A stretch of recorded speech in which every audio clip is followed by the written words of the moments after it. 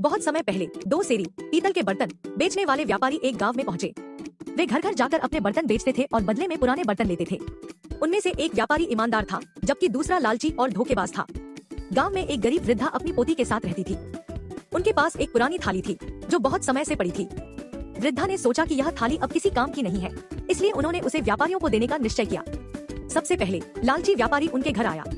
जब उसने थाली देखी तो उसे समझ में आया कि यह सोने की बनी है, लेकिन उसने अपनी चालाकी से वृद्धा को धोखा देने की योजना बनाई। उसने थाली को ध्यान से देखा और कहा, यह तो बेकार की चीज है, इसका कोई मूल्य नहीं है। यह कहकर वह बिना कुछ दिए चला गया। कुछ समय बाद ईमानदार व्यापारी उनके घर आया। वृद्धा ने उसे भी वही थाली दिखाई और बदले में कुछ बर्तन मांगे। व्यापारी ने ध्यान से देखा और तुरंत समझ गया कि यह सोने की बनी है।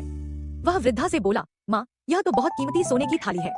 मैं इसके बदले में तुम्हें जितने बर्तन चाहिए उतने दे सकता हूँ।